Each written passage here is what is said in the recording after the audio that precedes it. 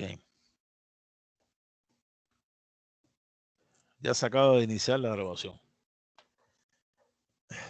Bien, compañeras y compañeros.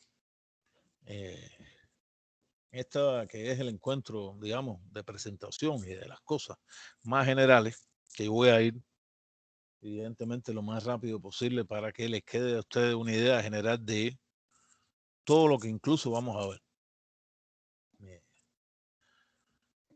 Yo como historiador, porque al final yo soy un historiador, siempre me gusta empezar haciendo una historia del tema de la investigación, porque la investigación tiene una larga historia.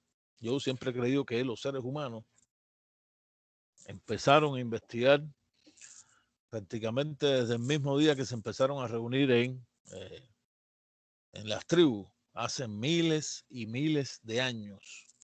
Y su primer objeto de investigación fueron sus propios medios de trabajo.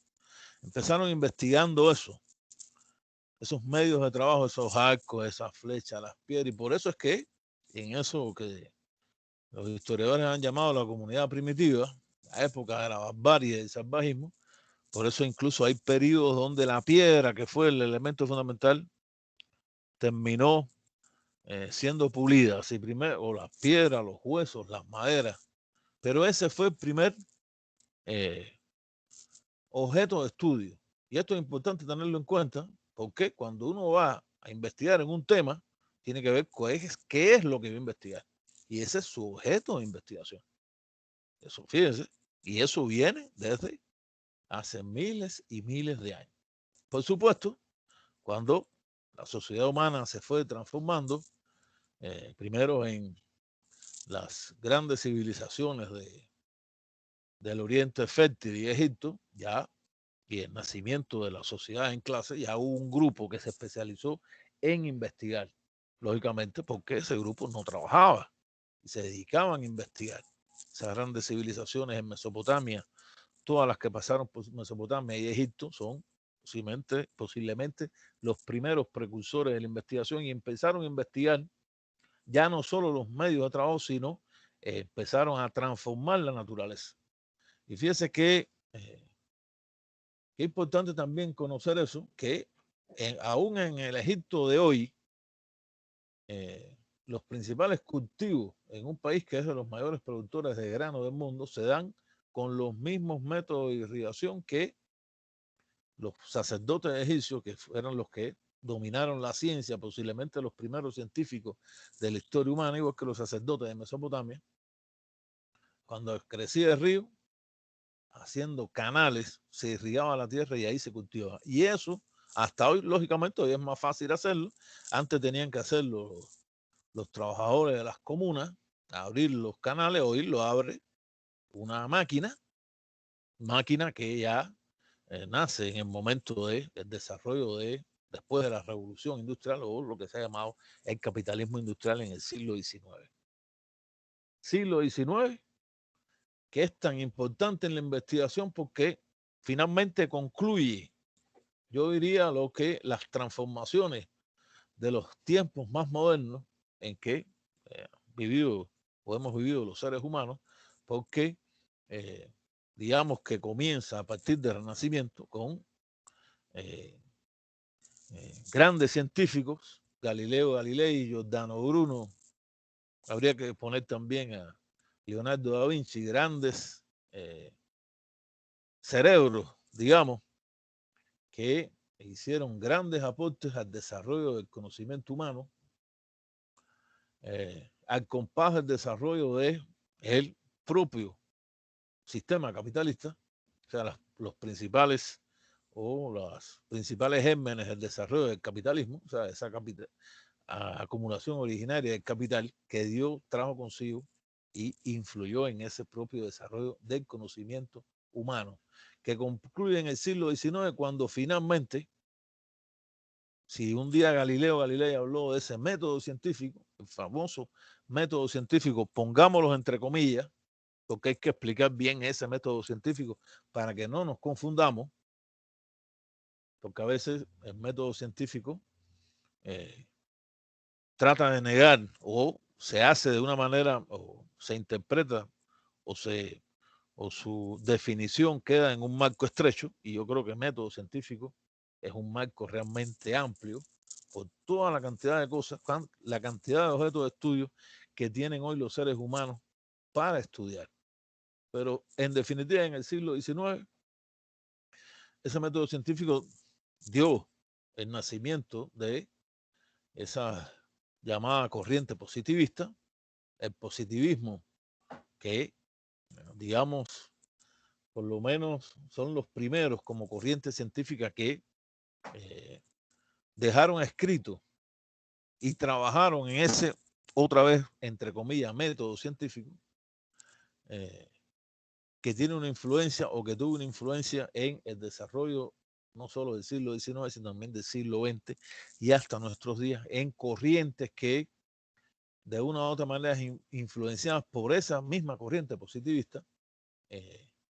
A eso habría que ver el llamado neopositivismo, postpositivismo e incluso las corrientes que criticaron al positivismo con todas sus variantes, como puede ser el interpretativismo o el marxismo, o corrientes más modernas como las propias teorías investigativas de Hayek y de otros de la Escuela de Viena o las escuelas de investigación de Frankfurt, que de una u otra manera, digamos, estructuraron eso que se puede llamar hasta nuestros días el método científico, hasta nuestros días, con muchísimas variantes.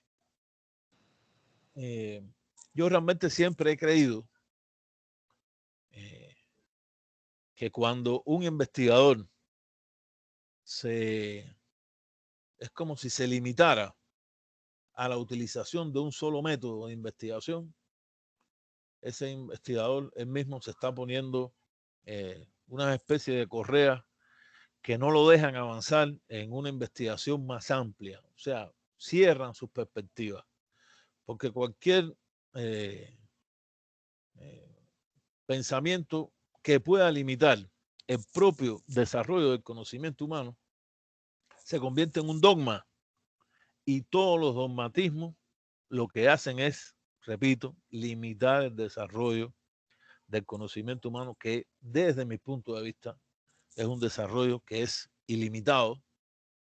Por supuesto, los límites solamente los pone las condiciones históricas concretas donde nació una persona y donde se está desarrollando, pero que va creciendo de generación en generación. ¿Quién se hubiese imaginado hace solamente 50 años que esto que tenemos aquí fuera una computadora? Yo estoy seguro que los que estamos aquí, nadie se hubiese imaginado eso. Y yo estoy seguro que esto va a ser mañana posiblemente un papelito finitico que se va a lo mejor hasta doblar y se va a guardar en el bolsillo y no nos va a pesar ni en la bolsa, porque ese es el desarrollo del conocimiento humano. Es ilimitado de acuerdo a todas las generaciones. Esa experiencia acumulada de generación en generación ha hecho que hemos llegado a prácticamente donde estamos hoy. En eso que muchos politólogos han llamado el momento de la posmodernidad después de la caída del socialismo soviético y la desaparición de eso que alguien un día llamó estrafalariamente el socialismo real, que de socialismo no tenía nada y que de real tenía yo no sé qué cosa, pero bueno, por lo menos se le llamó así, que han llamado simplemente a estas épocas, la época de la posmodernidad, donde ese mismo celular que les enseñó a ustedes está directamente vinculado a las grandes redes, ¿no? A eso que se llaman redes sociales, para muchos investigadores redes no sociales, o sea, insociales o antisociales, por ese distanciamiento y el tema de la individualidad, pero que hay otros investigadores, me viene a la mente ahora Manuel Castel, posiblemente él, bueno, todavía vivo, y en este momento ministro de universidades de el gobierno del PSOE Unita Podemos en España, posiblemente uno de los 5 sociólogos más estudiados de la humanidad, tanto en idioma castellano como en el idioma inglés. Bueno, y también habla francés. Y él habla de que no estamos en un momento investigando las redes sociales que se han hecho hoy o es un objeto de estudio importantísimo, y ese es tan importante como que solamente hay que ver lo que ha pasado en Estados Unidos con el tema de las elecciones y el tema de la utilización de las redes sociales, que ha motivado una polarización in extremis en la sociedad estadounidense. Fíjese, este esbozo que le hago así a grosso modo, donde la investigación evidentemente ha tenido un papel extremadamente importante y lo sigue teniendo, porque investigando se aprende. Quien investiga aprende. Quien da clase y no investiga se queda en ese momento. Quien ejerce como abogado y no investiga se queda en lo que siempre hace. O sea, sus horizontes no se abren, porque la investigación lo que crea es la apertura del horizonte, de buscar prácticamente teniendo las herramientas todo lo que nosotros querramos conocer en un momento en que el acceso a la información es prácticamente ilimitado, a no ser que mañana se pongan algunos límites a el acceso a la información que podría ocurrir por otros motivos, pero que aún así ustedes saben que si hoy vamos a investigar, por ejemplo, les pongo un ejemplo simple, el tema de la seguridad o inseguridad social en El Salvador, y usted pincha eso y lo pone, no en Google, sino en Google académico, porque nosotros, ustedes están en el doctorado y como doctorantes, lo que hay que buscar son puramente información científica, de artículos científicos, de libros científicos. Usted toca eso y le sale una cantidad de información en castellano y en inglés que no va a poderlo leer jamás en su vida. Por lo tanto, la cantidad de información que hay para empezar una investigación, para empezar a juzgar en un objeto de estudio determinado, en este caso le pongo el ejemplo del tema de la inseguridad en El Salvador, es realmente amplísimo. Y eso es una gran ventaja, una ventaja más que importante. Y esto, con esto igual les hago un llamado. No se puede investigar buscando la Wikipedia. La Wikipedia tiene errores garrafales. Se los digo así, garrafales. Usted abre la Wikipedia, les pongo otro ejemplo, y en la Wikipedia sale que los y las salvadoreñas son mestizos, población mayoritariamente mestiza. Y eso realmente es un gran error. La población salvadoreña genéticamente es un 90% indígena y un 60% del ADN mitocondrial femenino, y de el ADN masculino, el 60% también es indígena. Por lo tanto, genéticamente la población salvadoreña es una población indígena, o sea, mayoritariamente descendientes de los autóctonos que habían poblado la América desde hacía 30.000 años. Y eso está en una investigación hecha por un arqueólogo estadounidense, posiblemente el que más ha estudiado ese tema en El Salvador, una investigación, la parte que tiene que ver con la genética, Paula Maroli. El libro se llama La arqueología en El Salvador, libro que fue presentado en la Universidad Tecnológica de El Salvador y que está ahí, que se vende, realmente se vende caro, creo que como $40. Yo por suerte estuve cuando hizo la presentación Paula Maroli y lo obtuve en $20, por suerte, y lo tengo ahí porque eso es una investigación hecha en con las personas que mueren y se llevan a la morgue. Y todo el mundo, todos nos vamos a morir. Por lo tanto, todo el mundo, ahí no hay que uno se muere más y uno menos. Todo hecha esa investigación ahí y eso es lo que arroja genéticamente. Porque el gen, fíjese, eso es en la sangre, porque el fenotipo, que es el color de la piel, eso es solamente un gen, y uno puede ser o aparentemente parecer algo blanco, y sin embargo, cuando se le hace una prueba de ADN, su sangre es mayoritariamente indígena, es africana, es asiática y todas las que puedan ser. Les pongo un ejemplo para que no usen la Wikipedia. La Wikipedia es, te sale algo en la Wikipedia porque uno tiene una duda y de lo que salga uno lo que busca es la bibliografía que alimentó eso que se está hablando y se busca entonces esa bibliografía y se va a Google académico a buscar información, que es la información que es una aproximación científica a una realidad determinada, a un objeto de estudio determinado. Por lo tanto, te lo estoy diciendo aquí y estoy seguro que ustedes me están entendiendo. Nadie use la Wikipedia, nadie se le ocurra citar en una investigación. Yo diría, no de doctorado, yo realmente no creo ya que se pueda citar la Wikipedia ni siquiera en una investigación de pregrado. Solamente para tener una idea, pero citar o para que nos guíe o empezar a buscar la información, pero citarlo como algo que es como científico, yo les aconsejaría que no lo hicieran. Y les he puesto un ejemplo que posiblemente ustedes mismos ahora estén pensando, pero eso es una investigación científica y hecha por un estadounidense que hizo esa investigación, se llevaron esa información genética a Estados Unidos y en Estados Unidos se hizo. Y Estados Unidos es el país más desarrollado del mundo, ¿no? Que tiene la mejor, las mejores universidades, los mejores centros científicos. Y de ahí sale eso. Por lo tanto, si uno va a hablar de la población salvadoreña mestiza, bueno, culturalmente, sí, bueno, culturalmente posiblemente todos seamos mestizos, todos, porque aparte de eso, somos del occidente y nuestro pensamiento es un pensamiento occidental. No es un pensamiento que tenga que ver con preconquista o antes de la conquista eh, española. No tiene nada que ver con eso, ¿no? Son mestizos culturales así.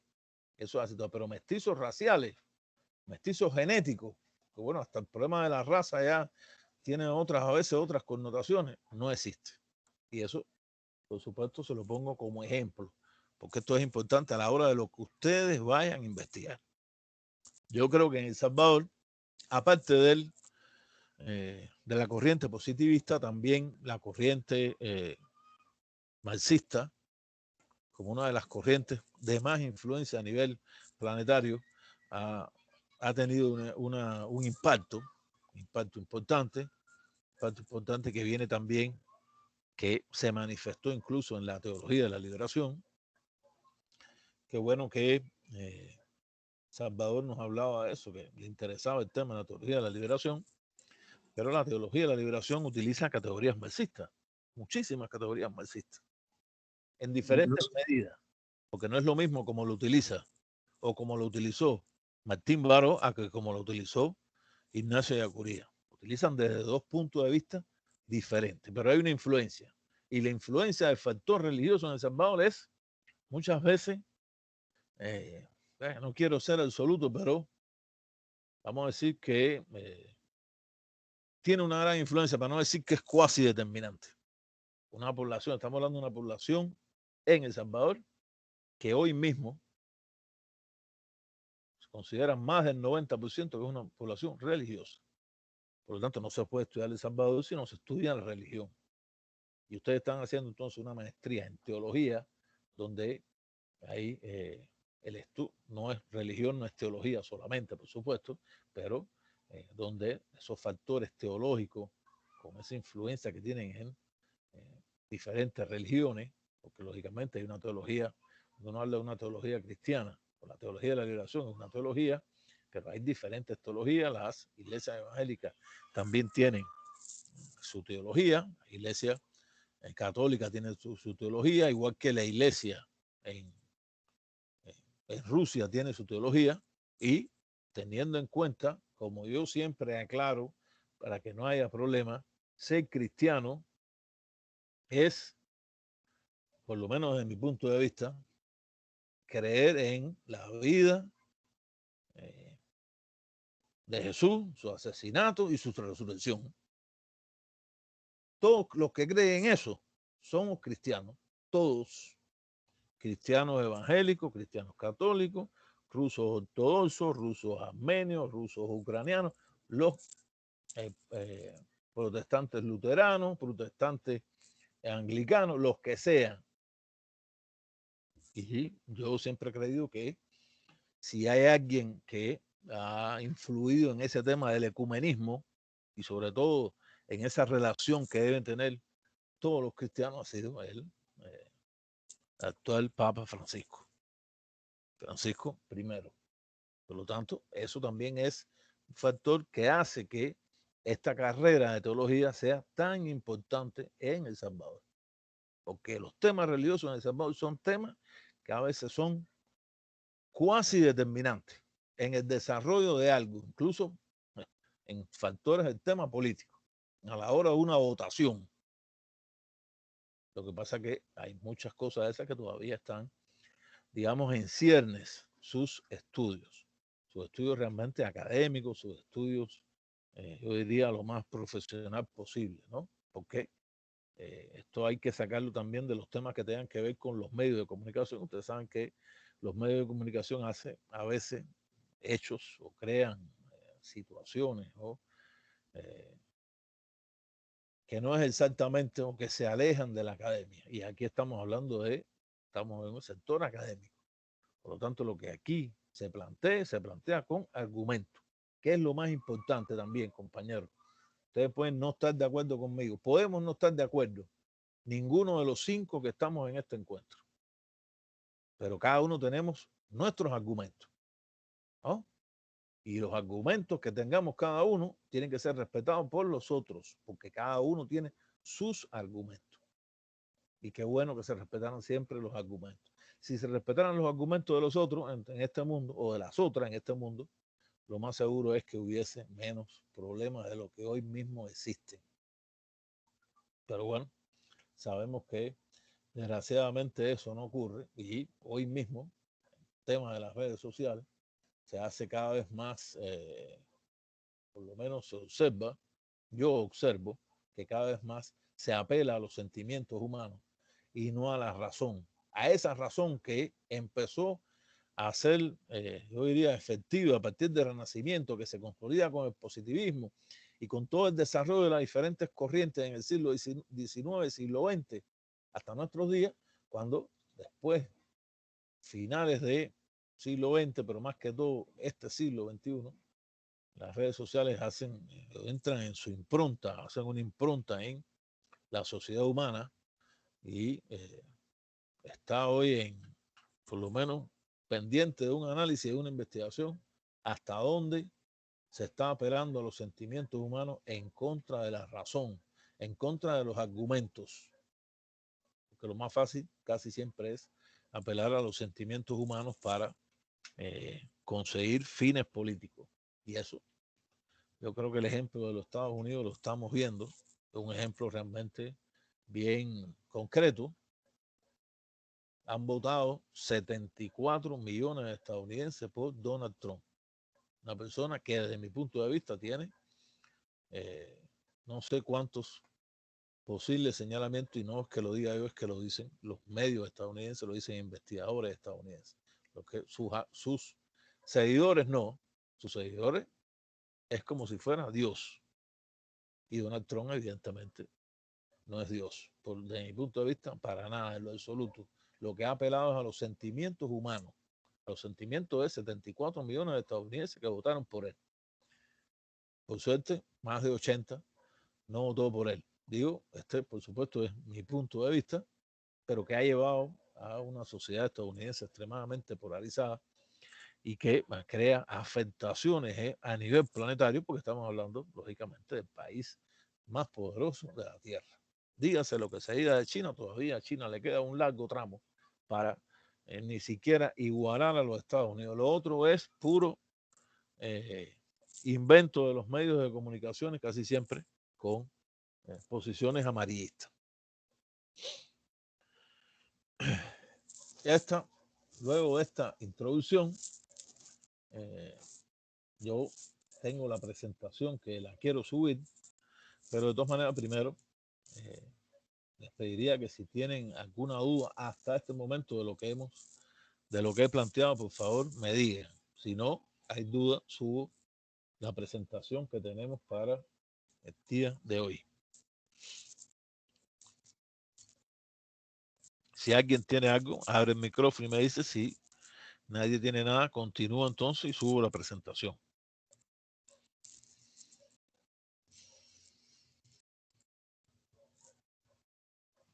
Profe, a mí me parece muy interesante todo lo que usted ha dicho, porque, bueno, evidenciamos cómo ha sido la historia en Europa, por ejemplo, en el tiempo de la conquista. Aquí había un pensamiento filosófico en descubrir el exterior, estaba pasando el capitalismo también, y todo eso vino a Latinoamérica, y es lo que nosotros conocemos como colonización. Pero algo muy importante es que aquí en Latinoamérica nosotros somos un país, un continente diverso. Hay incluso alemanes, hay indígenas, mestizos, hay blancos, y considero que por la situación que nosotros tenemos como países de la periferia, así como lo dice la filosofía de la liberación y la teología de la liberación, hay muchos temas teológicos, hay mucho campo teológico para ejecutar procesos de investigación. Considero que es importante aprovechar este espacio que tenemos acá, que sufrimos diversos problemas de violencia. Ya dijo el profesor también cómo afecta la parte política de Estados Unidos también a la parte de El Salvador o a la parte de Latinoamérica. Yo creo que todo es en comunión y que cada pasar del tiempo es necesario que nosotros estemos midiendo los indicadores para ver cómo va evolucionando diversas situaciones.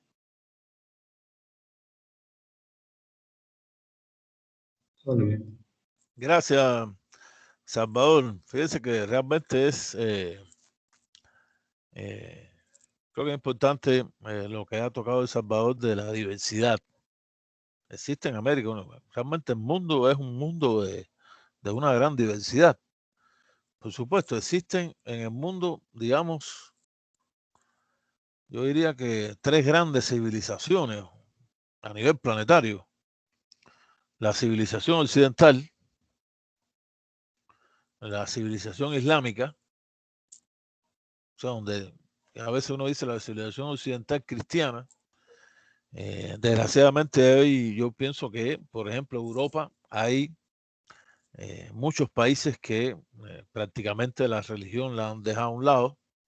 Son países muy laicos, a veces incluso ateos, pero una civilización que normalmente se trata de hacer la comparación o se hace el paralelismo entre civilización occidental cristiana. Hay una gran civilización islámica a nivel planetario, no solo en el Medio Oriente, porque el país islámico más grande del mundo no está en el Medio Oriente, es Indonesia. Indonesia está en el territorio de Asia-Pacífico, tiene 180 millones de musulmanes sunitas, y está la otra civilización, que es la civilización del Asia, digamos, China, Japón, posiblemente haya que contar también ahora a Vietnam, la India, o sea, más o menos ese territorio que es la tercera gran civilización. Se ha hablado incluso de eso famoso a veces del choque de civilizaciones. Yo creo que ese choque de civilizaciones hay que tener cuidado algunas veces a la hora, porque se toma como una variante justificativa para iniciar acciones de terrorismo de Estado. O sea, hay que tener cuidado con ese choque de civilizaciones. Yo creo que la civilización occidental a la cual nosotros nos ascribimos, que en definitiva ha sido la principal impulsora, por ejemplo, del tema de los derechos humanos en las Naciones Unidas, muchas veces esta propia civilización occidental o incluso sus supuestos principales representantes de esos derechos humanos no los respetan o no lo han respetado. Y ha traído grandes enfrentamientos por no respetar qué piensan las otras personas, qué piensan los otros grupos. Y realmente hay que tener en cuenta que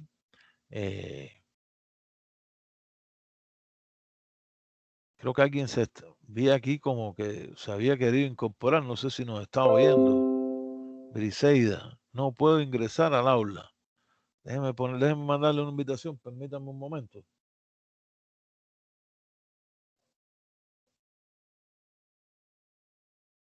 A ver si se conecta.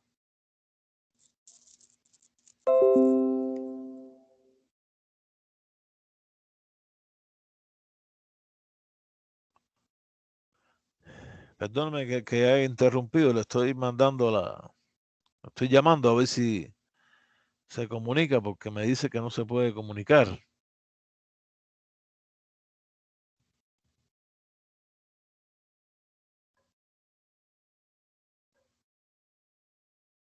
Y ahí se está haciendo la llamada. Esperemos que la comunique.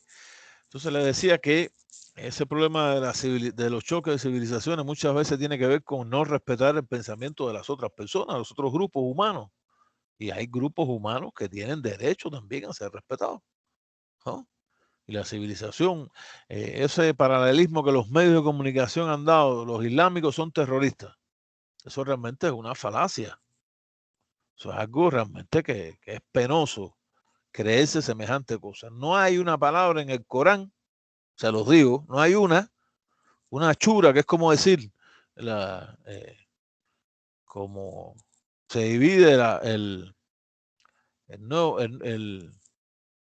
Biblia, el Viejo y el Nuevo Testamento, la chura, son como los, decir, romanos, así, ¿no? Ellos tienen también su división. Y no hay una sola donde hable de asesinar a alguien, donde hable de una guerra sántima.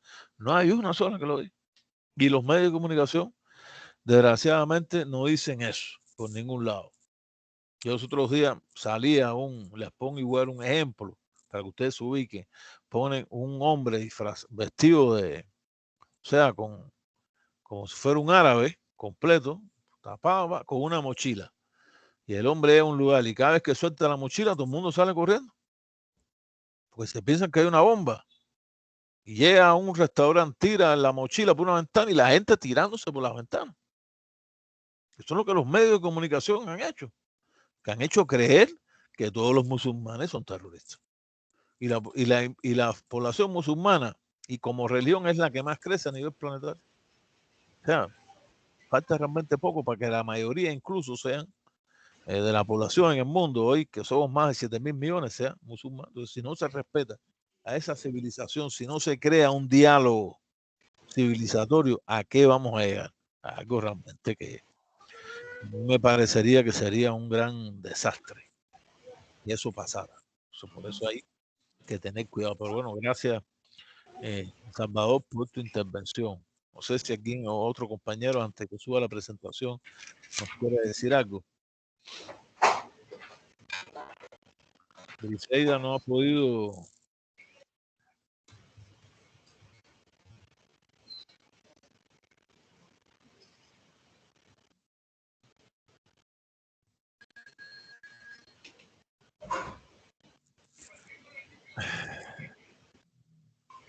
Estoy mandando la llamada, pero parece que no. Bueno, aquí me sale que no está disponible.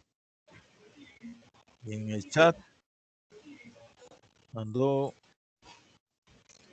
En el chat debe haber un mensaje de ella que me dice algo. ¿Podría darme usted o enviarme el link? Dice que lleva 1 hora y media sin poder entrar. No sé si alguno de ustedes tiene el link, porque ahora mismo a mano yo no lo tengo. Y se lo puede pasar a la compañera Briseida Cruz de Mengíbar, por favor. Yo creo que la tengo en Facebook porque ella también es luterana y voy a ver si se lo puedo enviar ahorita. Por favor, Salvador, te lo voy a agradecer infinitamente. Apenas la compañera tratando ahí que no haya podido. Puedes pasar y yo voy a ir entonces subiendo la presentación. Por favor, Me dan un minuto para subir la presentación.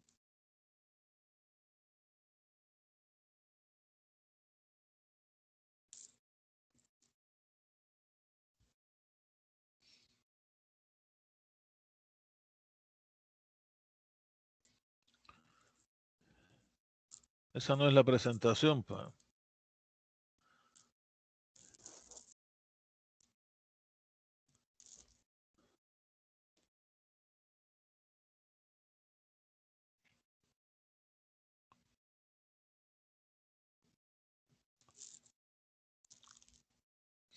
Me dan un minuto para subir la presentación. Paciencia, por favor.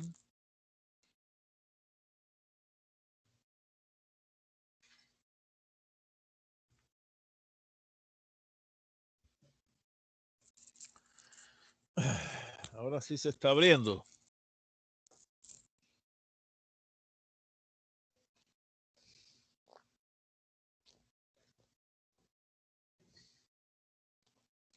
La ven todos.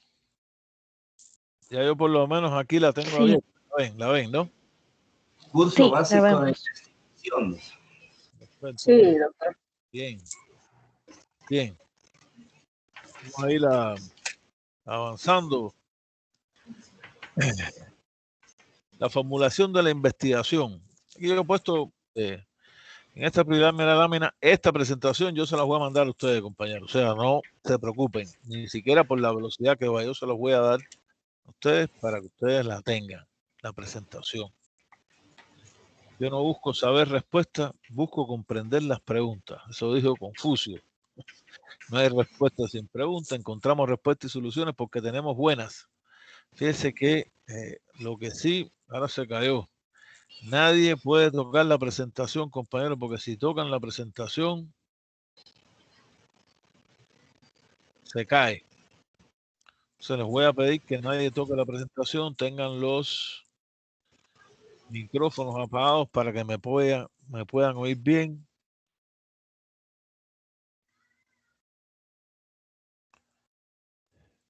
Y nadie la toque, por favor. Ya repito, yo se las voy a mandar a ustedes. Esta presentación.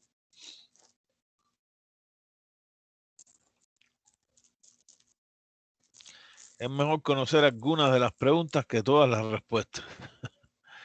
Son cosas así que me parecieron importantes para estimular en ustedes la investigación. Solo investigando se aprende a investigar. Carlos Sabino, todos estos son investigadores. Estos son cosas generales que están en la presentación: objetivos, metodología, proceso evaluativo, motivación. Todas estas cosas están ahí. Y llegamos a la introducción sobre el tema. La investigación hay que verla como se las estoy poniendo aquí. Primero, como derecho, como oportunidad. Ustedes tienen esa oportunidad de construir conocimiento científico, no les quede la menor duda. Y cuando yo hablo de construir conocimiento científico, les estoy diciendo que ustedes tienen que, por lo menos parcialmente, en sus investigaciones, encontrar hallazgos nuevos del tema o del objeto de estudio que vayan a investigar, y eso de por sí es construcción de nuevo conocimiento científico, que es aquí importante. Hay que tener espacio, por supuesto, para todas las preguntas, los problemas, cómo se lleva después al público. Hay que tener una inquietud propositiva, cada uno tenemos que tenerlo.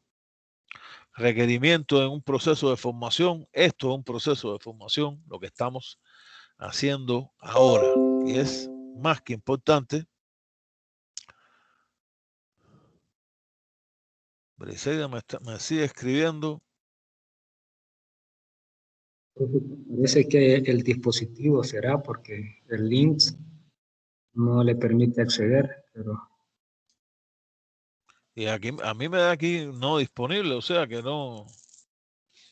Si tú te puedes comunicar con ella, Salvador, por favor, dile que si no puede, bueno, que ni modo, pero que esta presentación y todo el encuentro que estamos aquí grabando se va a subir en un canal de YouTube para que ella después pueda verlo. Para que no se yo lo voy a tener en cuenta, ¿no? Doctor Breñis, ¿será que no ha descargado ella el Microsoft Teams? porque yo tuve que descargar ese programa para poder ingresar. A lo mejor eso le sucede a la amiga. Fíjense que me parece que no, porque en el chat esas preguntas están entrando. Por lo tanto, ella ya descargó el Teams. Si no, no va a entrar a nada en lo absoluto. O sea, otro problema tiene. Puede decir que es un problema del ancho de banda o de la conexión. Eso, acuérdense que puede ocurrir. Estamos todos no tenemos la misma conexión, todos no tenemos los mismos megas para conectarnos. O sea, podría ser eso. Es la impresión que me da. Aquí termino esta parte de la introducción. Hay que tener una actitud positiva, comprometida. Creo que el compromiso de cada uno de ustedes es extremadamente importante. Comprometerse a lo que van a hacer. La investigación como producto y como proceso para construir conocimiento, no educativo, conocimiento de manera general. Evidentemente he subido, no exactamente, pero bueno, es bastante parecida a la...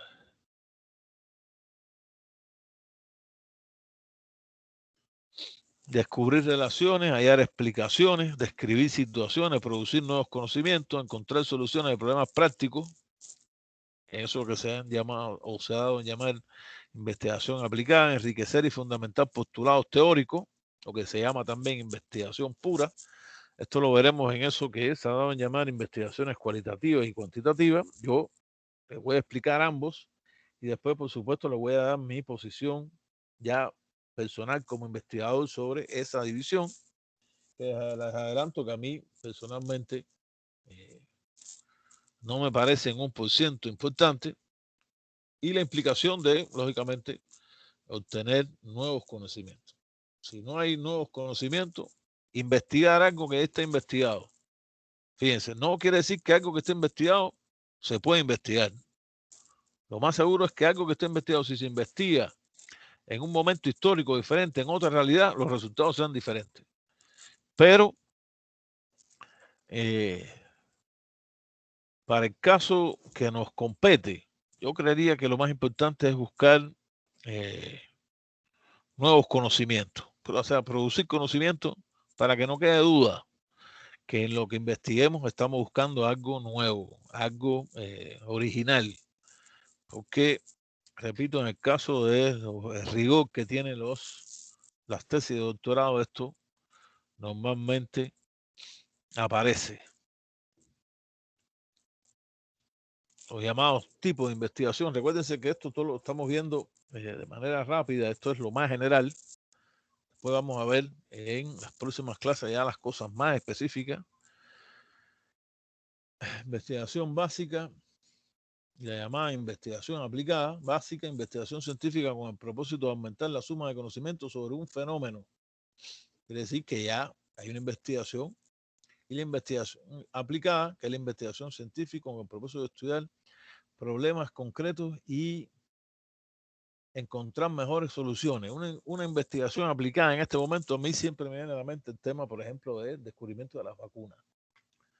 Eso es una investigación aplicada, porque si vamos a hacer una comparación relacionada a las vacunas con una investigación básica, las investigaciones básicas y sus resultados primero, posiblemente los hizo Pasteur en Francia, cuando por lo menos la primera vacuna reconocida, que fue la vacuna contra la rabia, la descubrió, eso quedó, digamos, en los marcos teóricos de cómo es que los fundamentos principales para hacer una vacuna. Ahora, una aplicación en este momento de esos conocimientos teóricos ya tiene que ver con el tema del COVID-19, que tiene características evidentemente nuevas, y que todos sabemos, estoy seguro que todos sabemos, la cantidad de vacunas que a nivel mundial se están tratando de, digamos, unas ya se están aplicando, otras están en proceso prácticamente de terminar, y estoy seguro que otras también se están investigando, y desde el punto de vista mediático no se le está dando el tratamiento que se les puede estar dando a casi siempre las vacunas que en este caso tienen que ver o son producto de las grandes compañías farmacéuticas que de una u otra manera se quieren hacer con una ganancia, casi siempre una ganancia, a costa de la mayoría de los seres humanos. Ojalá que esto se pueda limitar. Llamado enfoque cuantitativo y cualitativo, esto es algo también que ustedes deben haberlo visto muchísimo. Es cuantitativo cuando el estudio de los fenómenos hace hincapié en la medición y el análisis de datos, cifras, promedio. Y es cualitativo cuando se hace hincapié en la comprensión general a través del estudio de un pequeño número de casos, cómo se percibe e interpreta la realidad, determinar el sentido de las cosas, campañas en función de riesgo o en función del sentido, por ejemplo, el tabaquismo entre los jóvenes, entrevistas, observaciones. Lo cierto es que, por lo menos en El Salvador,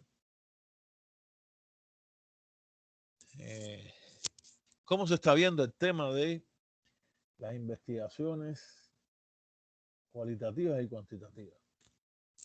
Yo creo que desde un punto de vista a veces bastante dogmático. Por ejemplo, si es una investigación cuantitativa, si las técnicas para la recogida de información, de esa información, esas cifras, esos promedios, casi siempre pasan por la aplicación de una encuesta. Se aplica una encuesta, entonces si es una encuesta y estamos buscando cifras, entonces es una investigación cuantitativa. ¿Cuál es el ejemplo de esto? Es más sencillo para ustedes, por ejemplo, las encuestas que se hacen en este momento, que el 28 de febrero se acercan las elecciones de medio tiempo aquí en El Salvador. Eso es lo que se considera como una investigación cuantitativa, porque se está aplicando una encuesta. Y es una investigación cualitativa cuando se empieza a ver la especie de la cualidad de algo, ¿no? Que no sale en cifras. Cuando no salen cifras es porque normalmente lo que como técnica de recogida de la información, lo que se va a aplicar va a ser la entrevista, va a ser grupos focales entrevistados e incluso en ocasiones prestigiosas universidades de aquí de El Salvador han intentado hacer una especie de separación de esto. Bueno, si haces una encuesta, no haces una entrevista. Cosa que a mí me parece realmente nefasto a la hora de buscar información. Dividirlo por la aplicación de una técnica u otra y que la aplicación de cuestionarios sea una investigación cuantitativa y que entrevistas sea una investigación cualitativa, a mí me parece realmente bien limitante en el desarrollo de una investigación. A mí incluso, hablando del mismo tema de las encuestas, me viene a la mente siempre, bueno, hay un resultado cuantitativo porque está en cifras, pero es que ese resultado hay que darle una interpretación y siempre se da una interpretación al resultado. Y cuando se hace una interpretación a un resultado, se está viendo entonces la cualidad de un resultado. Entonces, ¿hasta qué punto tendríamos que decir que la investigación es puramente cuantitativa? A mí realmente me cuesta un gran trabajo pensar así.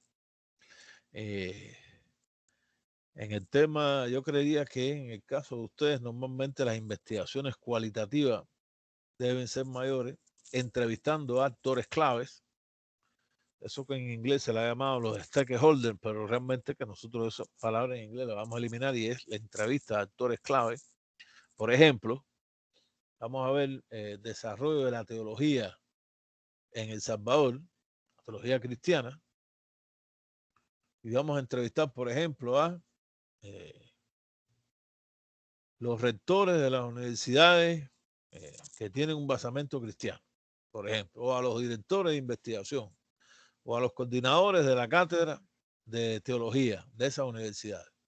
Vamos a entrevistar entonces también de las, digamos, los institutos puramente religiosos, teológicos, ahí los que, esos son actores claves de esa, analizando el tema de la teología de la de la teología en general en El Salvador.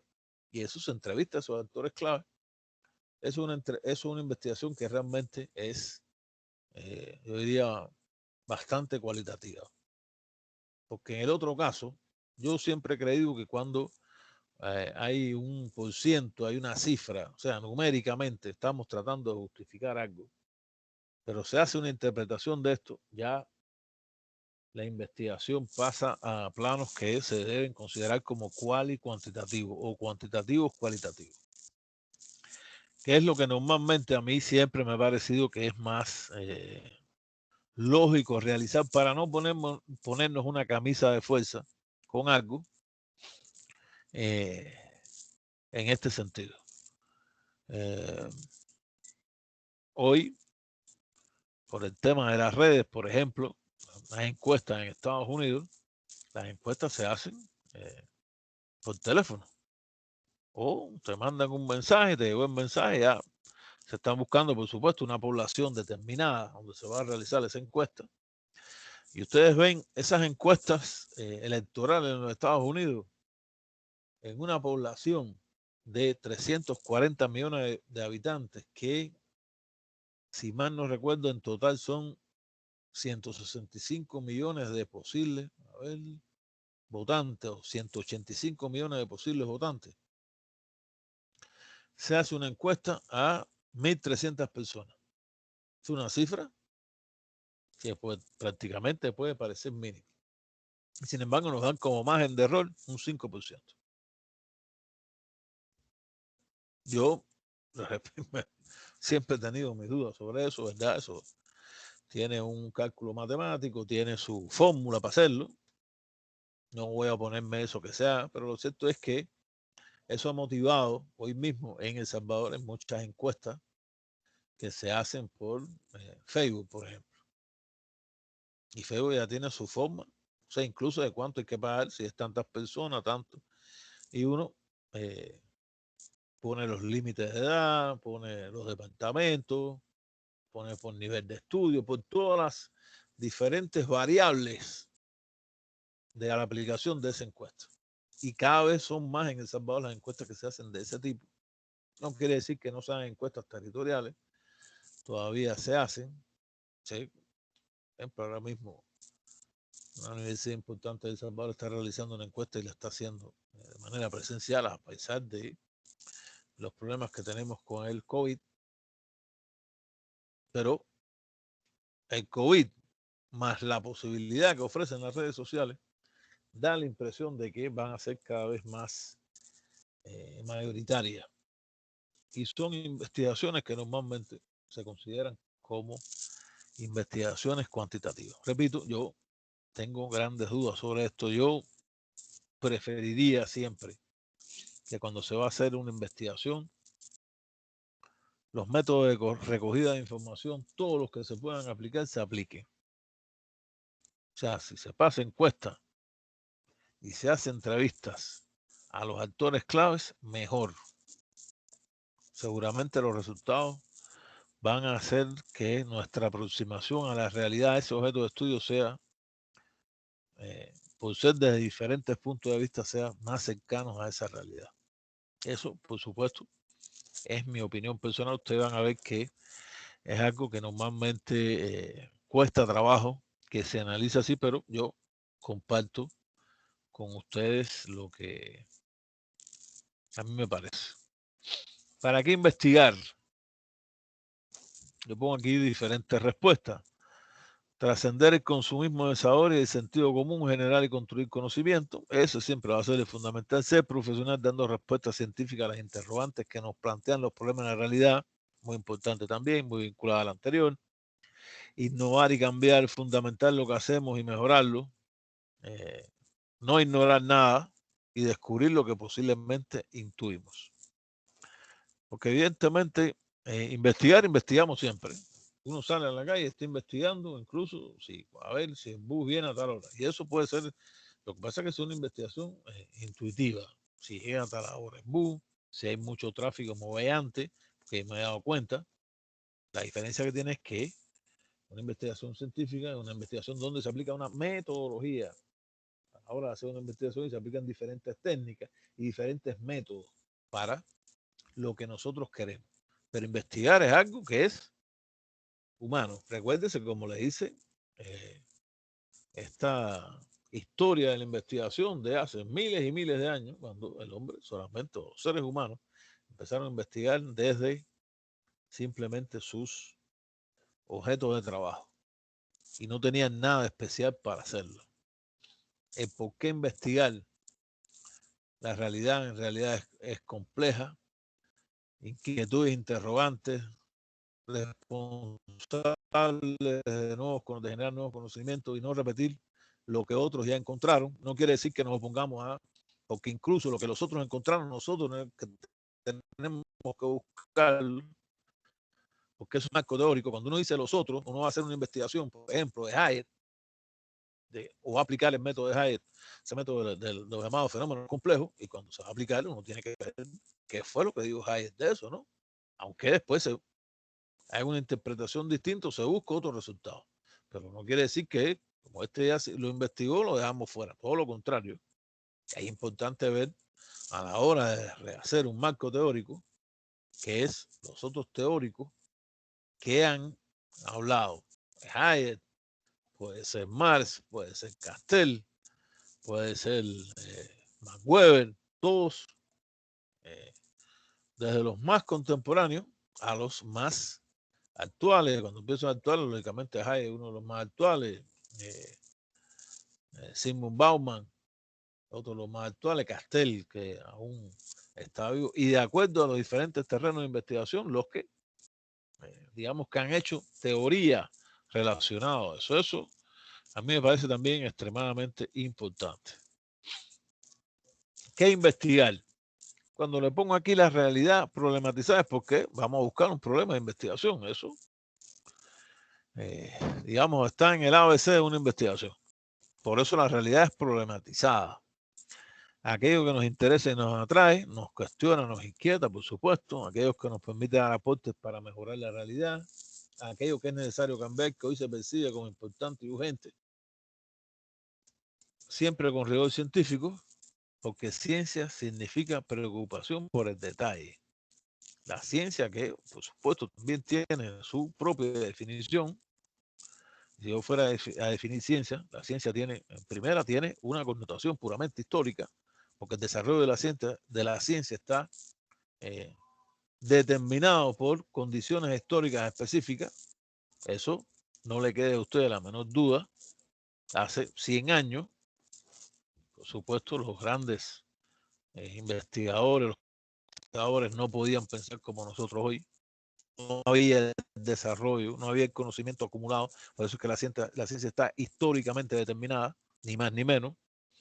Yo siempre, y yo creería que todos tenemos que verlo así, porque cuando vamos a investigar algo que es de un pasado más lejano, un pasado más reciente, hay que ver la realidad concreta esa que estamos investigando en ese momento, y no pensar de que eso que estamos investigando del pasado podían haber pensado igual que nosotros. Esa realidad concreta es extremadamente importante. Se descubren relaciones auténticas. El científico, yo diría más que el científico, el investigador, necesita una herramienta de recolección, las herramientas que tengan 3 cualidades: precisión, fidelidad y validez. Esto, por supuesto, siempre va a tener diferentes tipos de connotaciones, incluso siempre pueden ser cuestionados a la hora incluso de un resultado. Pero se trata, yo creería, de que esas 3 cualidades, por lo menos en un porcentaje importante, sean valederas: precisión, fidelidad y, por supuesto, su validez.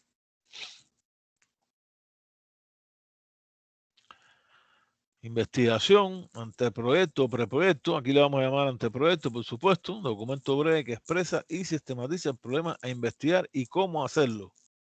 De otra manera, les dije que esto yo les voy a mandar de manera precisa, más que he estado en la defensa de 3. La defensa y en la 9, realmente en más de 3. En la Don Bosco, de cuáles son los puntos en este anteproyecto que ustedes deben tomar en cuenta para que les sirva. Por supuesto, va a ser la evaluación, pero también como les dije, va a ser práctica, una práctica bien importante de todos ustedes. Tiene carácter de propuesta de borrador. Y cuando digo tiene carácter de propuesta de borrador es que siempre va a tener el señalamiento, ¿no? Arreglen esto, arreglen aquello, le faltó esto, le faltó aquello, porque por eso es un anteproyecto. O sea, así es como hay que verlo, ni más ni menos. Y le pongo aquí lo que debe contener el tema, el problema a investigar, su justificación, los objetivos, el marco histórico, marco conceptual teórico histórico, la metodología a utilizar y aspectos administrativos que yo siempre los pongo porque normalmente puede ser que no sea el caso de la Don Bosco, pero cuando se va a hacer una investigación, digamos las investigaciones de se ganó una licitación y administrativamente, incluso en las universidades muchas veces, yo que soy, aparte de eso, el director de investigación en la Universidad Luterana, cuando hablo de problemas administrativos es casi siempre cuánto vale la investigación, cuáles son los recursos, si hay que ir a un lugar concreto, cuánto gasolina se gasta, cuándo se va a... Esas cosas, ¿no? Que yo creo que si no es importante en este caso, como esto, el caso de ustedes es un caso más, yo diría, más formativo, podemos dejarlo afuera, pero que de todas maneras se los pongo para que ustedes lo tengan en cuenta, ¿no? Me sirve ahora, pero mañana van a hacer una investigación de otro tipo, en otras circunstancias, porque ya ustedes van a aprender a investigar, entonces saben que los aspectos administrativos, casi siempre relacionados a los recursos, hay que tenerlos en cuenta y contabilizarlos. Proyecto de investigación, documento lugar que recoge que vamos a investigar. A, procesamiento de resultados. B, problemas, objetivos, hipótesis, conclusiones y recomendaciones. Claro, por supuesto, ya esto a un nivel también más amplio. Yo diría que el tema de las conclusiones y las recomendaciones también lo vamos a dejar a un lado. Y sobre todo vamos a trabajar en A y B. Cómo vamos a procesar más que los resultados de otras investigaciones, que siempre en una investigación lo primero que se hace es un estudio bibliográfico de eso que vamos a investigar, o sea, qué se ha investigado, qué se tiene, qué teorías hay sobre esto, qué falta. Y eso, la única manera en que se logra es que se haga una investigación documental, bibliográfica sobre el tema. Y lógicamente esto es posible, nos lleva a nosotros a un problema de investigación, una hipótesis, que como vamos a ver, de alguna u otra manera es la respuesta a ese, o por lo menos el enunciado de ese problema, que es parte del problema en general, y los objetivos que salen de la relación entre ambos. Pero que yo siempre digo que problema, objetivo y hipótesis son el corazón de la investigación. Del problema, el objetivo y la hipótesis sale todo lo demás. Si eso está bien estructurado, decisión lógica, porque ustedes van a ver que aquí todo tiene una relación lógica. Aquí no se busca algo porque uno lo quiera buscar. Una relación lógica en una investigación.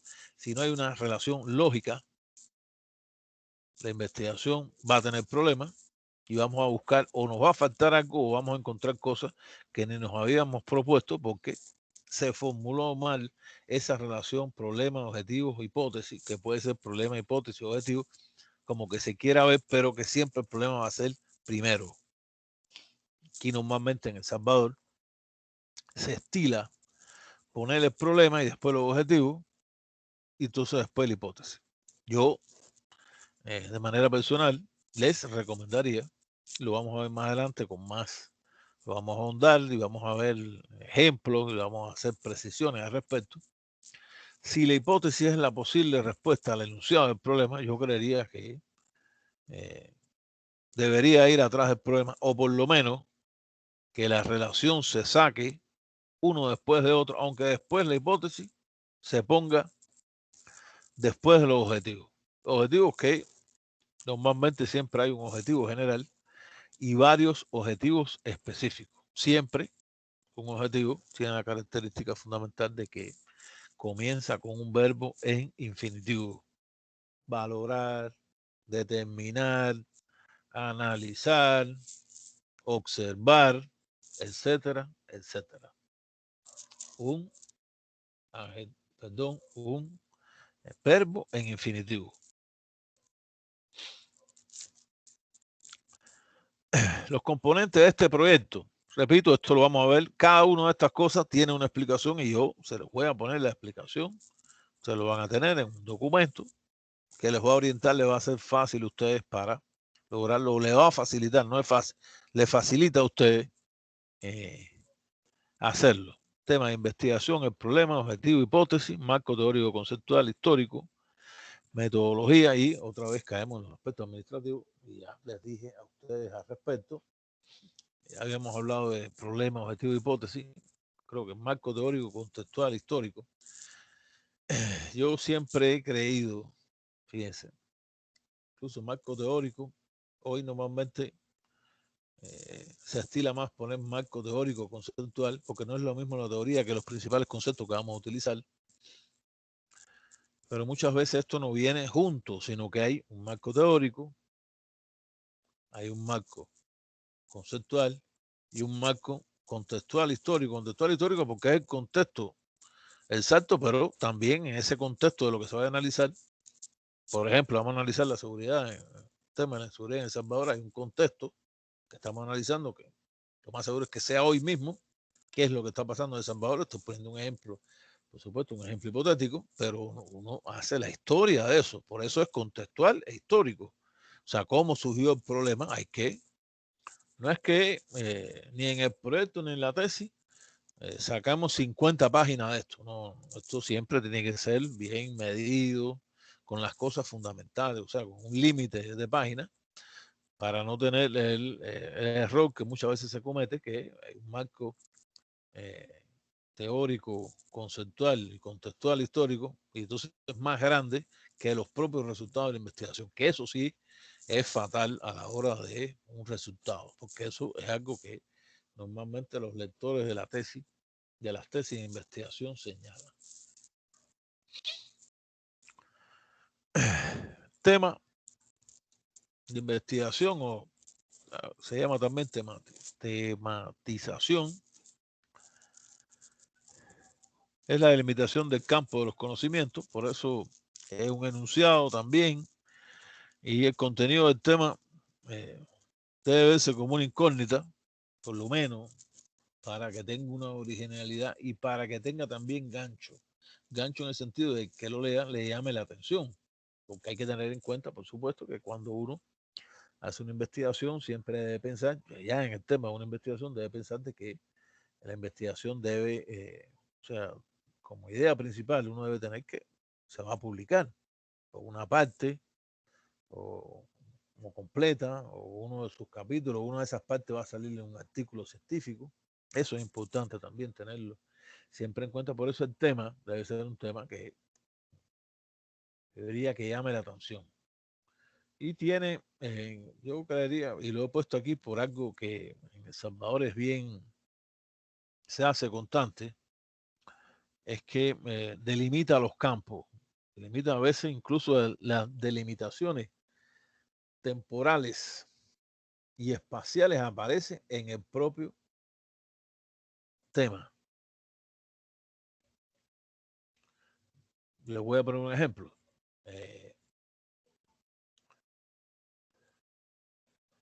Tema de la inseguridad, impacto de la inseguridad ciudadana, impacto socioeconómico de la seguridad, del tema de la seguridad ciudadana en el municipio de San Salvador en los años 2019 y 2020, por ejemplo. Ahí ya está, hay una delimitación espacial porque es en el departamento de San Salvador y hay una delimitación temporal porque es también en los años 2019 y 2020. es algo que se estila realmente mucho. Yo creería que no solo en El Salvador, sino posiblemente también a nivel mundial. Por supuesto, yo ya esto es algo también personal y los comparto con ustedes. Yo siempre he creído que esos temas de investigación, cuando después se van a trasladar, por ejemplo, a un libro, el libro va a ser publicado, no debe aparecer el tema como, o sea, debía separarse ese tema de lo que se llama un título, porque el título debe tener un gancho todavía superior. Esto, por supuesto, repito, lo vamos a ver con carácter más específico en momentos posteriores, sobre todo momentos cuando ya estemos analizando yo diría ya para más los finales, cuando ya ustedes deban ya proyectar ese ejemplo de proyecto. Pero como estamos viendo las cosas generales, los comparto con ustedes para que lo tengan en cuenta. ¿Qué pasos seguir para la selección del tema? Ya les había dicho, tener obtención de la información, esa búsqueda de información, de esa revisión bibliográfica es súper importante. Información que debe ser actualizada en la calidad, pero a la vez, por ejemplo, puede ser también una investigación que sea, o sea, la información que estamos buscando puede ser una información original, documental, de documentos. Me viene a la mente ahora, por ejemplo, el tema de Monseñor Romero, tema que, bueno, aquí todos debemos más o menos conocerlo. Hay mucha información del tema de Monseñor Romero y esa información está en los archivos del Vaticano. Esa es la información original, ¿no? El ejemplo, todo el mundo no tiene acceso, ni ha tenido acceso. Han sido pocos los que han tenido acceso a esa información. Pero con esto les digo que uno dice información actualizada, sí, pero a veces no es solo la información actualizada. Hay veces que buscar la información que es la información documental, la más original. Igual les pongo un ejemplo, siguiendo el tema de Monseñor Romero. Ahí uno va a revisar el pensamiento, va a estudiar el pensamiento de Monseñor Romero. Tiene que empezar por las homilías de Monseñor Romero. O sea, ¿qué dijo él? Dijo esto, ajá. De eso hay que hacer una interpretación, por supuesto. Pero en esa homilía está lo que él dijo. Ahora, lo que él dijo solamente, es posible que él haya escrito, aparte de lo que dijo, también dejó cartas escritas, que sí las dejó, por cierto. Entonces, esa información es una información que, toda esa información hay que estudiarla a la hora de analizar cualquier tema que tenga que ver con Monseñor Romero. Te lo pongo como así, como un ejemplo, para que, un ejemplo ilustrativo, ¿no? Y que les sea a ustedes más fácil de entenderlo. Por supuesto, aquí también le pongo qué información buscar, cómo está el tema. Cómo está el tema es cuánto, ya lo hemos visto, qué se ha estudiado, qué se ha visto, qué ha salido de esas investigaciones, ¿no? Qué se ha hecho, qué se está haciendo, qué se está investigando, porque nosotros podemos llegar a investigar algo y a lo mejor eso que empezamos a investigar ya, hay otras investigaciones que paralelamente se están haciendo, cosa que puede ocurrir muchísimas veces. Me viene a la mente ahora el tema de las vacunas. El tema de las vacunas ahora mismo, ¿cuántas investigaciones de las vacunas se están haciendo? Muchísimas investigaciones, ¿no? Y todo eso está corriendo paralelamente, ¿no? Entonces, la información que haya de eso se va a buscar. No quiere decir que se vaya a copiar como eso, porque eso realmente no es ético. Y hay una ética investigativa y por eso todos los centros de investigaciones, de los que sean a nivel universitario, a nivel de industria, de lo que sea, tienen un código ético de las investigaciones. No es ir a robar la investigación, ¿no? Es ir a ver esa información que casi siempre sale en artículos científicos, qué es lo que está desarrollando una investigación de una vacuna X. La vacuna rusa la famosa vacuna esa Sputnik 5, hasta que no salió en una revista científica de las revistas más importantes del mundo, no tuvo prácticamente un reconocimiento. Se tomaba como si fuera algo de que los rusos se querían llevar el crédito por hacerlo. O sea, cuando ya sale en una revista científica y la revista científica ve cuál es el resultado que está dando esa vacuna, entonces adquiere un reconocimiento internacional. Esa es la información, para ponerle un ejemplo, que cuando yo les pongo aquí qué se está haciendo respecto al tema, en este caso, hipotéticamente estamos viendo el tema del COVID, que es la información que hay que buscar.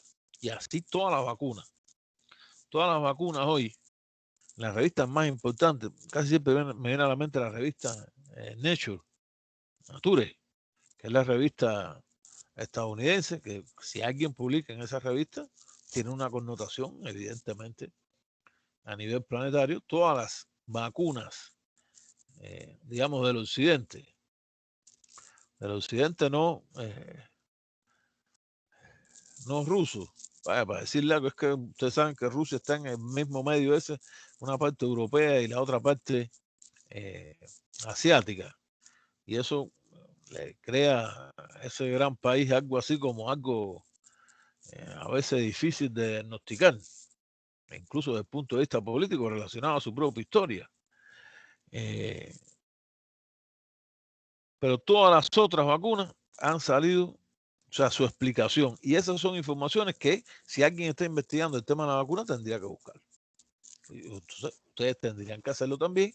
Van a investigar de un tema que tiene que ver con cuántas investigaciones se están haciendo hoy relacionadas a la seguridad o cuántas acaban de salir relacionadas al tema de la seguridad en El Salvador.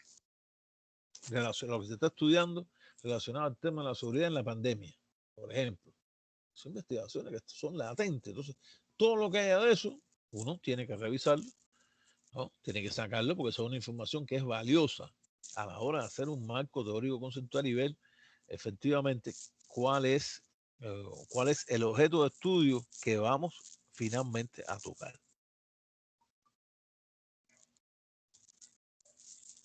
Organizar los contenidos ante estas preguntas, redactados en forma de proposición. Por supuesto, siempre hay dos tipos de proposiciones, por lo menos en investigación se ve así, las proposiciones categóricas y las proposiciones condicionales. Yo les recomendaría igual a ustedes, como yo que siempre trato de recomendarles, de acuerdo a mi experiencia, que las proposiciones sean lo más condicionales posible.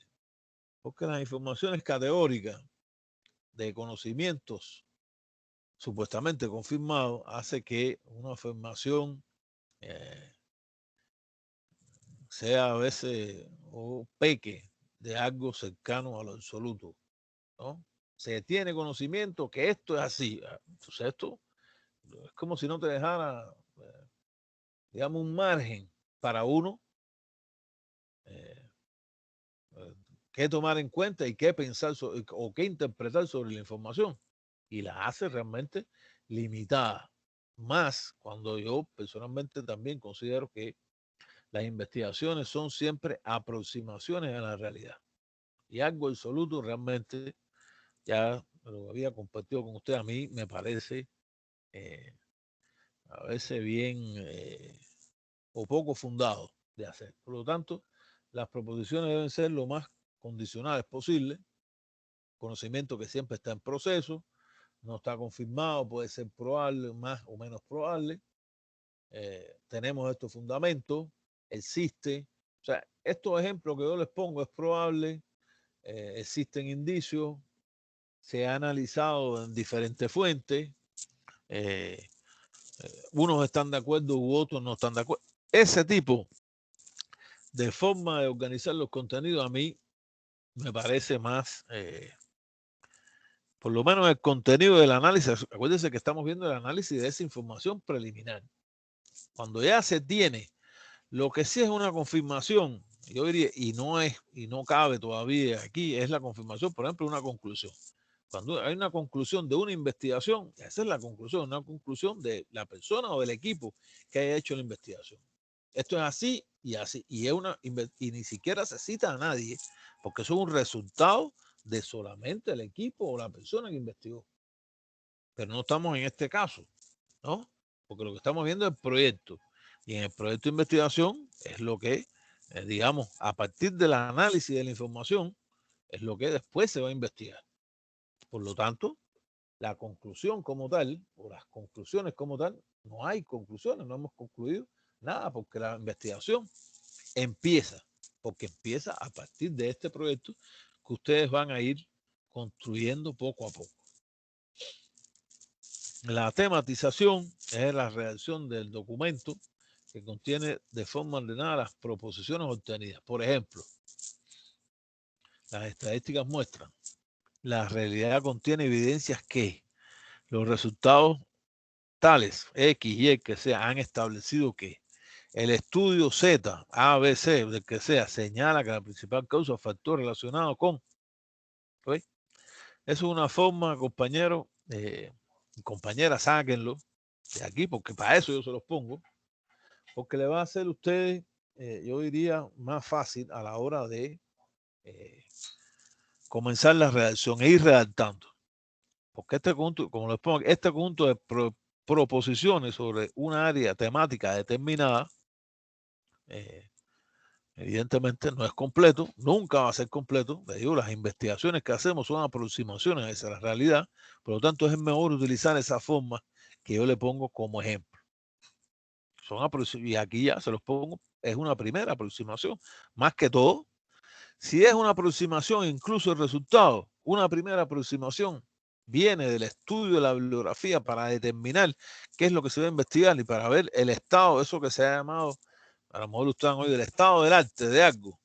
A mí no me gusta la palabra estado del arte, ¿no? Pero aquí en El Salvador también se utiliza y yo los comparto con ustedes para que ustedes, porque les pueda parecer el estado del arte del tema de seguridad en El Salvador es, lo que pasa que a mí, sobre todo la palabra arte, yo diría el estado de la realidad tal, el estado de la investigación tal, o de las investigaciones tal, sería más, o yo lo veo personalmente más lógico, pero se pueden encontrar con esto de que les habla del estado del arte, de algo, el estado del arte, como si fuera arte, y a mí el arte me parece algo que es artístico solamente y no investigativo, pero repito, ustedes se pueden encontrar con esto en diferentes estudios que hagan. La formulación del tema. Aquí se trata de formular preguntas sobre las proposiciones anteriores, de tal forma que nos permite indagar en aquello que no se conoce sobre lo que ya se conoce. O sea, están buscando información parcial de algo. O sea, se conoce esto, pero están buscando nueva información que busca cuestionar el cómo y el por qué. Puede ser incluso el para qué, porque todo es cuestionable. Todo es posible ponerlo en duda. Como dijo un día Descartes, todo puede ser puesto en duda. Una investigación, repito, una investigación que se hace hoy o que se hizo hace 6 meses. Ustedes van a investigar, por ejemplo, en un cantón. Investigaron la situación socioeconómica en el cantón X del municipio tal. Llegó la pandemia, fíjense, pasaron 3 meses. ¿Y cuáles son los resultados?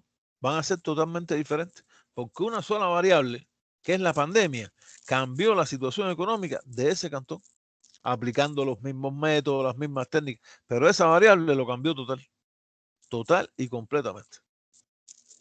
Podría ser que no. Fíjense, aún así pasaría eso.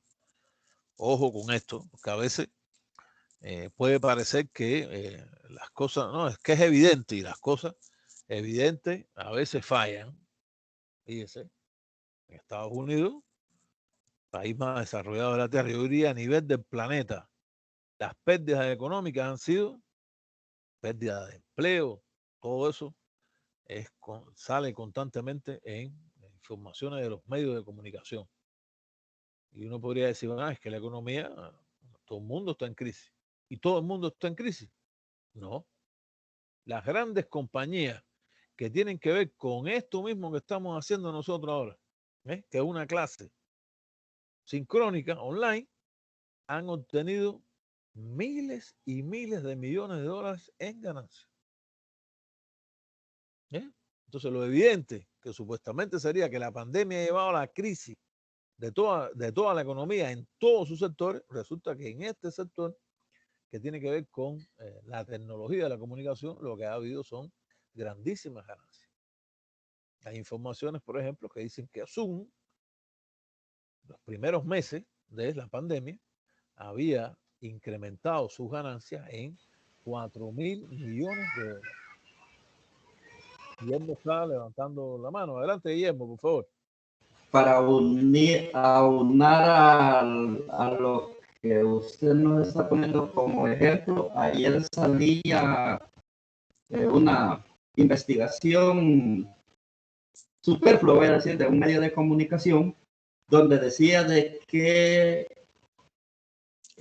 por motivo de la pandemia, las personas que son económicamente más fuertes o más ricas se estaban volviendo más ricos y los que eran pobres se estaban volviendo más pobres porque están invirtiendo los que son más ricos en aquellas tecnologías que están haciendo inversiones en aquellas tecnologías que están sacando adelante la forma de comunicación. Solamente. Gracias, Guillermo. Fíjese, Amazon, por ejemplo. Amazon ha tenido, y Amazon, claro, trabaja en las redes, pero Amazon es una compañía al final que lo que hace es vender. Bueno, vende cualquier cosa. Las ganancias de Amazon es tanto que el dueño de Amazon, que no me recuerdo ahora si es Zuckerberg, el dueño, ahora se me ha ido de la mente, ha ganado miles, estoy diciendo miles de millones de dólares, miles de millones,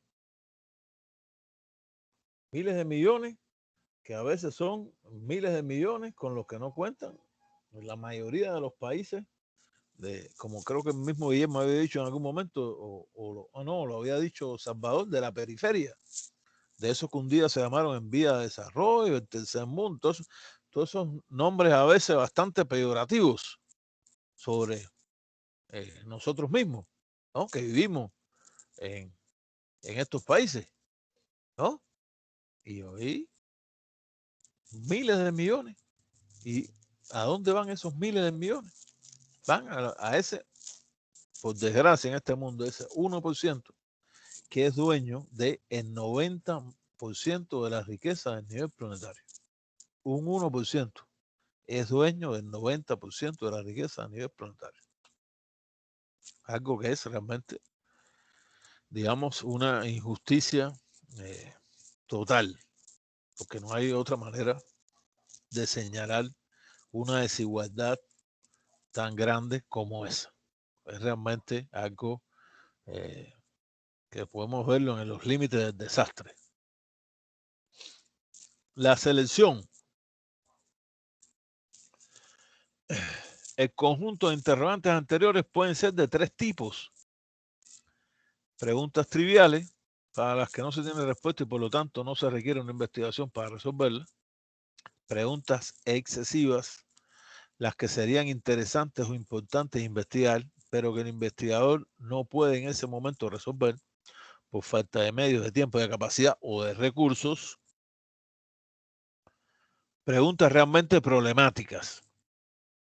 Preguntas que tienen una respuesta y el investigador sí puede abordar con los medios disponibles y son relevantes.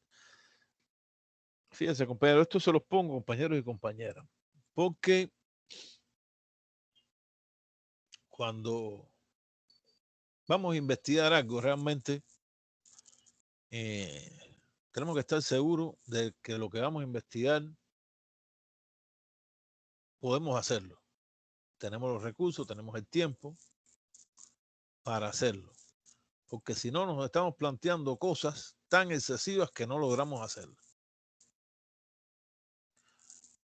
Y esto deben ustedes tenerlo bien en cuenta, porque recuerden que cuando ustedes vayan a hacer la investigación,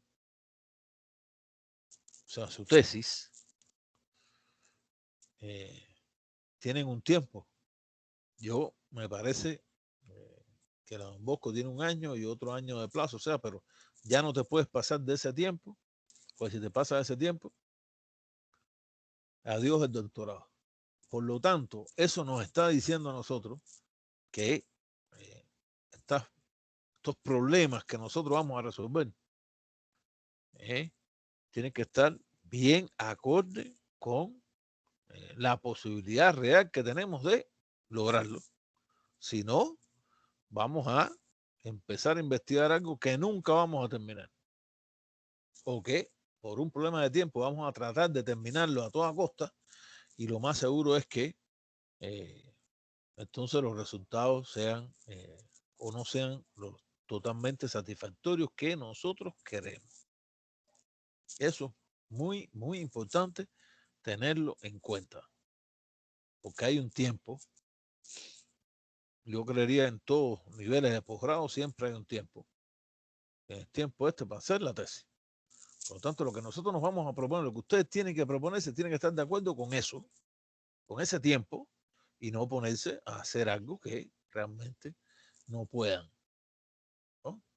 Por eso el investigador, al analizar las preguntas, tiene que seleccionar aquellas que son verdaderamente las problemáticas y que se pueden cumplir. Hay investigaciones, yo he visto realmente en mi experiencia personal, investigaciones que de pronto aparecen en un proyecto de tesis, 10 preguntas problemáticas. Eso realmente es una locura. Así les digo, una locura. Yo realmente creo que cuando uno tiene que tener la capacidad de síntesis para que esas preguntas que nos vamos a hacer se puedan resumir, que pueden ser más de 10, incluso, pero hay que sintetizarlas a 2, 3 cuando más. Yo pensaría que con 2 está bueno y que si se tiene una buena pregunta, mejor. Fíjense, de acuerdo a mi experiencia. Si se tiene una, mejor todavía. Repito, en esto vamos a ver, yo les voy a poner todos los ejemplos que sean necesarios para que ustedes vean cómo funciona eso. En ejemplos prácticos, ejemplos de investigaciones,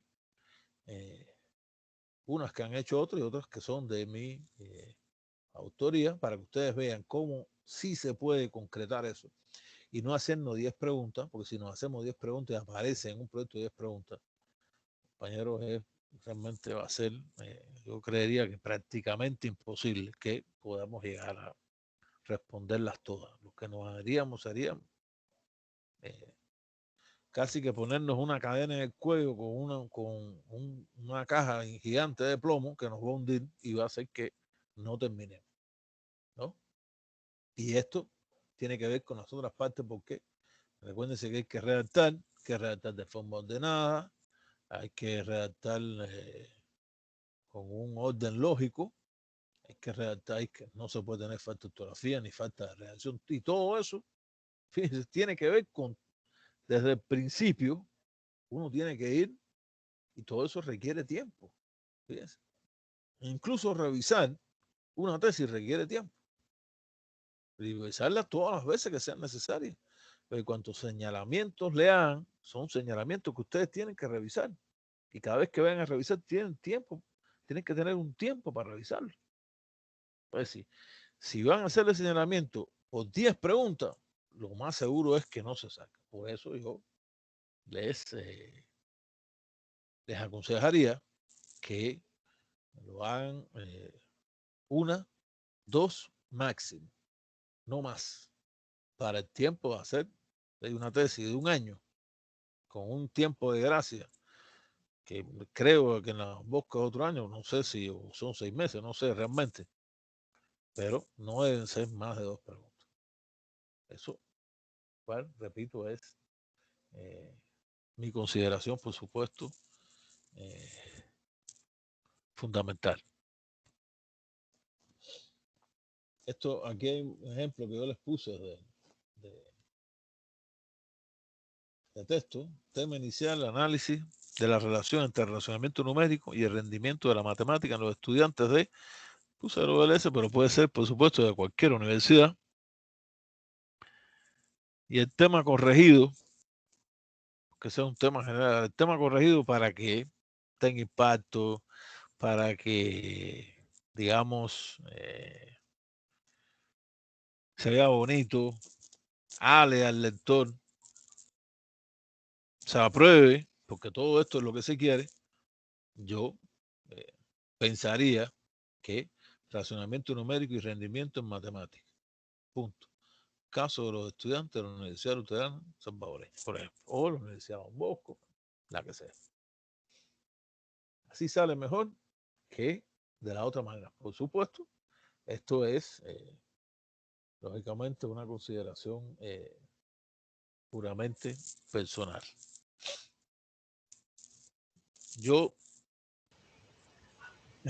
tenía esta parte de la presentación hasta este mismo momento, son las 7:30.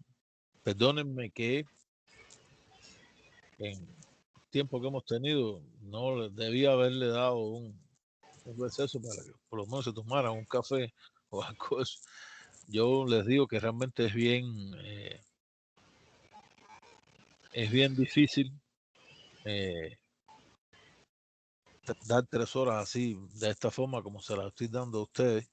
Incluso desde que empezamos aquí hasta ahora es bien difícil porque es bastante tiempo. Y por eso les pido disculpas de todas maneras, todos que han estado sentados ahí, ¿no? Yo me he sentido, pero yo en el calor de lo que estoy tratando de hacerle llegar a ustedes, no me he dado ni cuenta y ahora miro el reloj y he realmente sido abusivo, ¿no? Por eso les pido disculpas por no haberle dado el tiempo y por supuesto, yo le había dicho al doctor Chopin que si lo dábamos seguido, yo casi siempre el primer día me cuesta trabajo detenerme, ¿no? Pero bueno, con la disculpa les digo que el próximo encuentro sí, más o menos sobre las 6:30 tomaremos un receso de unos 20 minutos. Nos quedamos conectados, pero nos tomamos un café y caminamos y eso, porque yo estoy seguro que ustedes también deben estar tan cansados como yo, o a lo mejor más cansados, porque a saber qué ha hecho cada uno de nosotros en el día. Entonces yo lo dejaría hasta aquí. Ustedes han visto que estos son temas que hemos visto de manera general.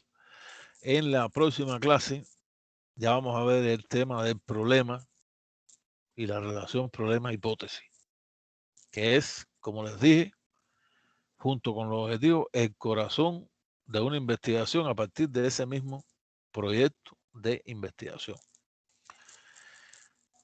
Y por supuesto, en estos minutos les pediría que si tienen alguna duda, comentario, algo que se me haya quedado, repito, todo esto, tanto la presentación como toda la información ya del curso como tal, todo yo se lo voy a mandar a ustedes al correo, para que ustedes los tengan, esos correos que yo tengo de ustedes, y así los voy a compartir con todos para que ustedes los vayan viendo. No voy a atiborrarlo de cosas para que tampoco no se vayan a perder para no tomar más tiempo del necesario. Voy a hacer lo más preciso posible de acuerdo a lo que estemos dando. Dudas, por favor. Comentarios. Algo que se me haya quedado. Algo que me haya faltado. Que siempre todo es posible.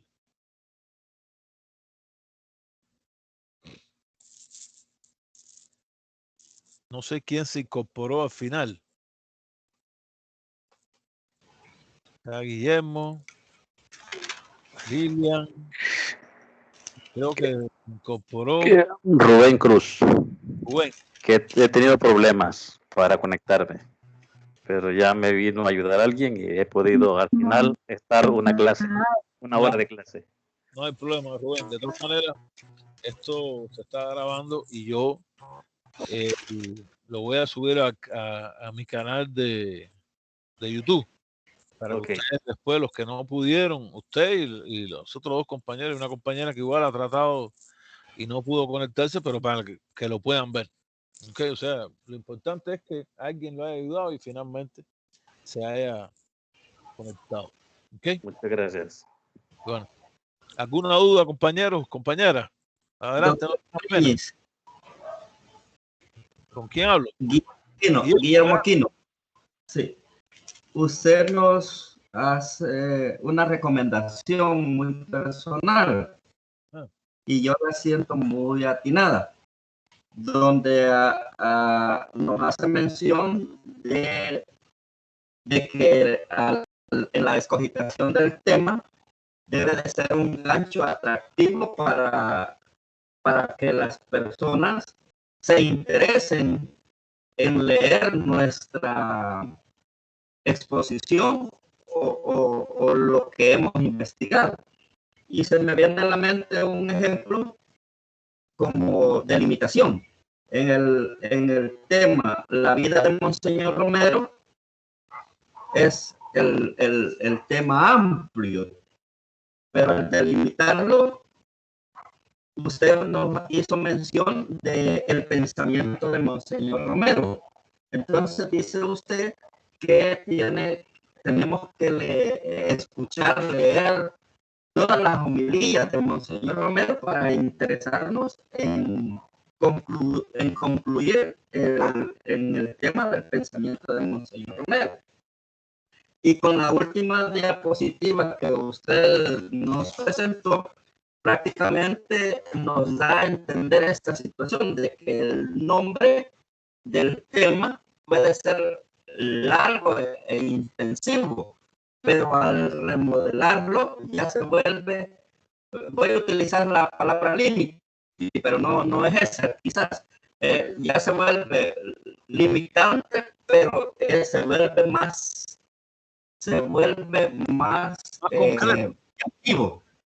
llamativo o concreto. Gracias, Guillermo. Fíjense que yo siempre he creído que un tema de investigación X debe tener un título aparte. Un título que no deba tener más de 10 palabras. Claro, yo siempre estoy pensando en un título por las publicaciones que hay que hacer en revistas científicas o que salga en un libro. Entonces, cuando uno pone, me viene ahora a la mente, lo voy a poner de ejemplo, impacto de las políticas de Donald Trump en América Latina, África, uno así, eso lo ve. Y eso debe tener un título, porque eso a veces es tan amplio que se queda así como algo, a mí me parece algo etéreo. Entonces yo creería que siempre hay que buscarle un título. Por ejemplo, el título de eso podría ser Trump, políticas en su periodo presidencial. ¡Pum! Y queda así, ¿no? Y entonces no están tocando los lugares y decir de que es del año 2016 a 2020. Pero lo cierto es, como yo le decía a usted, que aquí en El Salvador se estila, y a veces uno no se puede sacar, porque estamos en El Salvador y mañana ustedes los bajan a los asesores y los lectores de las investigaciones van a ser de aquí, o bueno, incluso que no sean salvadoreños, pero que vivan en El Salvador, pueden ser personas así, pero están acostumbrados a ver que en el título aparezca el marco temporal y el marco espacial.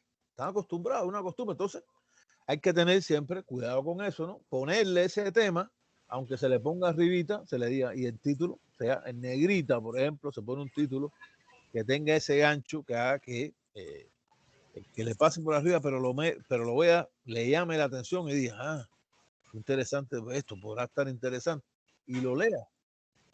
Porque uno también tiene que creer que cuando hace una investigación es para compartirla con la comunidad epistémica, con la comunidad académica, para que nos lean, para que busquen, ¿no?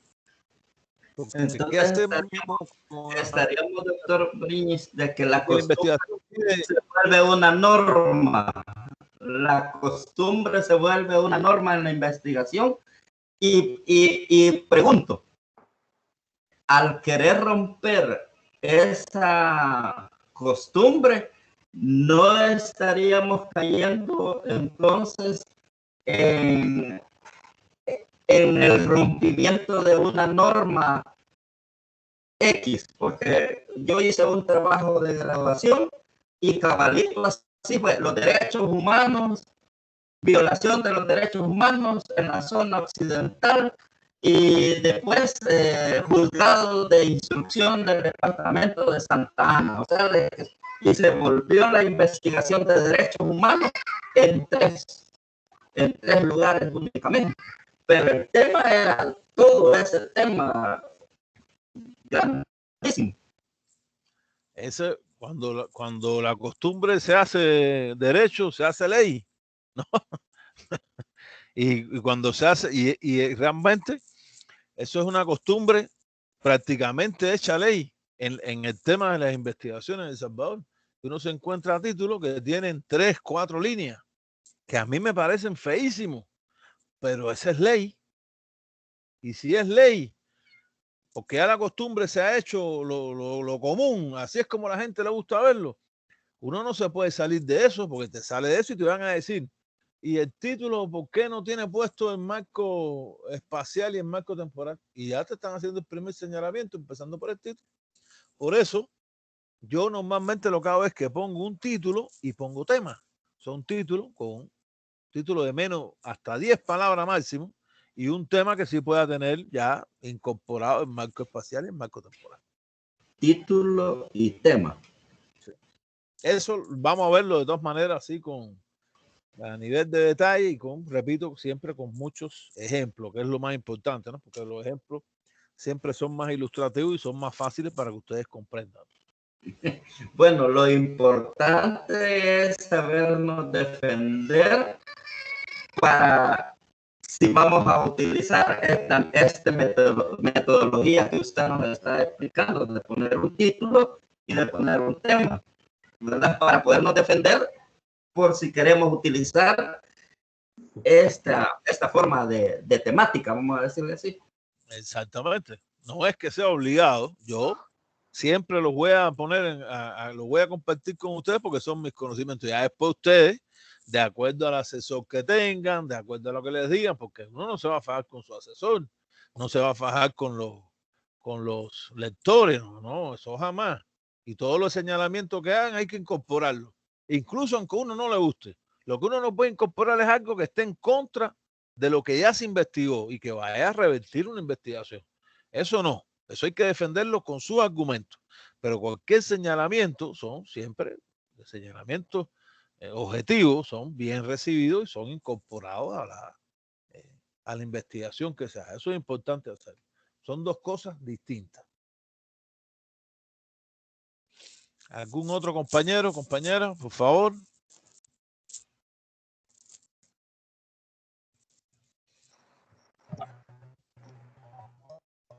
Solo agradecer, doctor, su presentación y esperando en Dios pues que todo salga bien. Muchas gracias.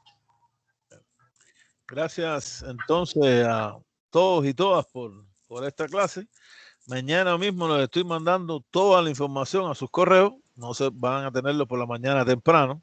No es para que empiecen a no. Se los voy a mandar.